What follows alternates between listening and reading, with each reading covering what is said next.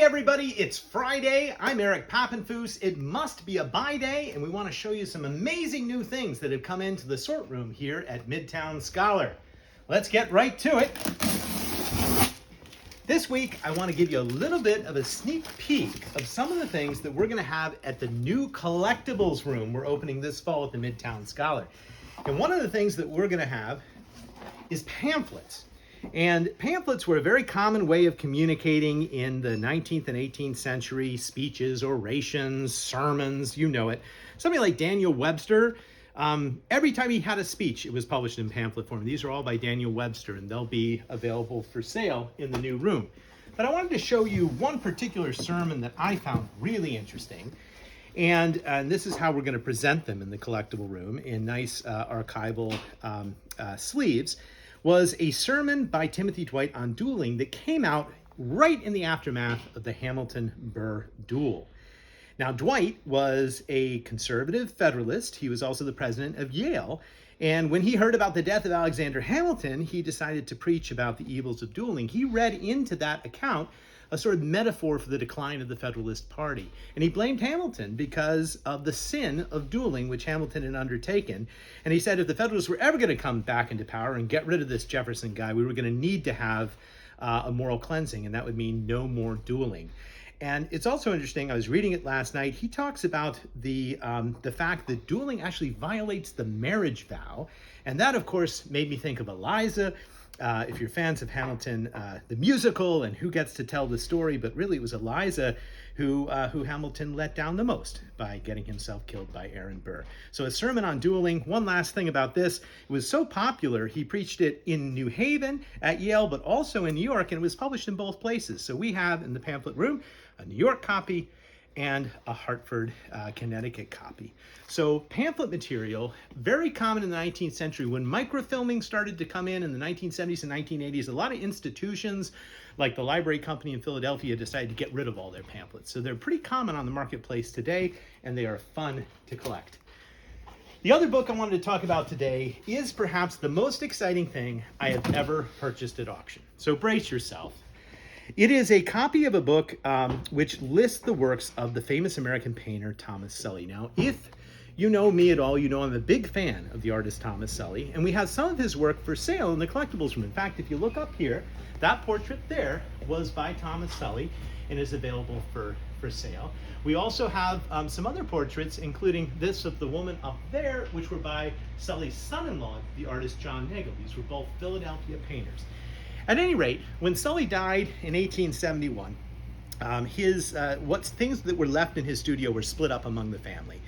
And one of the most exciting things that he had was a scrapbook in which he pasted little sketches and drawings that he made over the course of his career. And the family apparently fought over it, and all the really great sketches got sold at auction, including one of George Washington reviewing the troops. That sold for $1 million at Christie's and is the single highest price ever received for any type of Sully work, and it's just a sketch.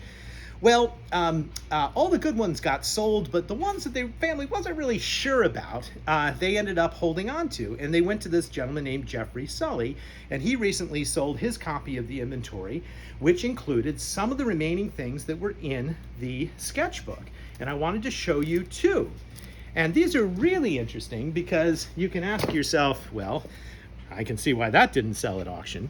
This is interesting because this is an ink blot print. And what Sully used to do is he would take ink, he would put it on a piece of glass, smear it up, plop it down on a blotter piece of paper, and then he would try and draw inspiration, almost like a Rorschach test for artists.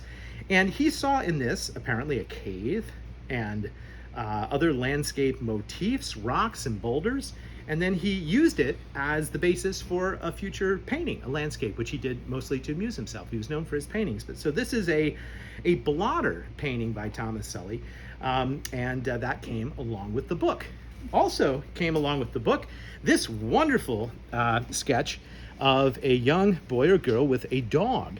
And what's interesting about it, it shows you a little bit about Sully's technique. He started small, and then he went to a slightly larger square. And artists do this all the time from a sense of perspective. Do you see how this was attached to the back of a scrapbook?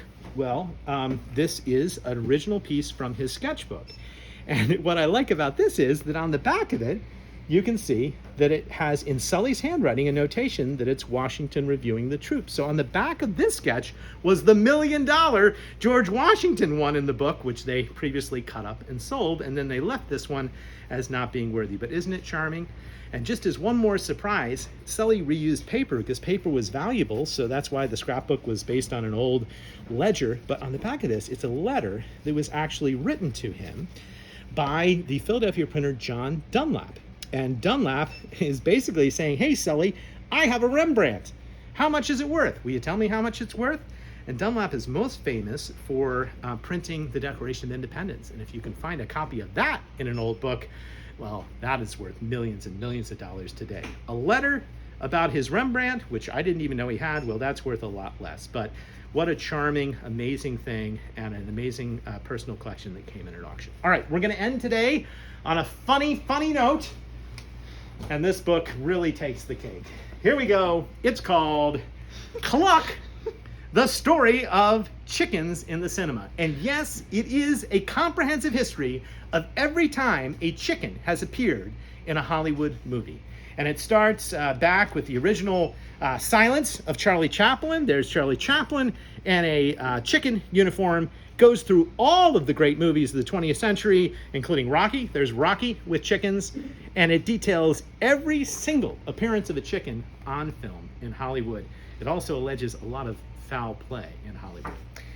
Well, that's another issue of Buy Day Friday for you. I look forward to seeing you next Friday, and we're going to take you on a tour of that new collectibles room. See you then.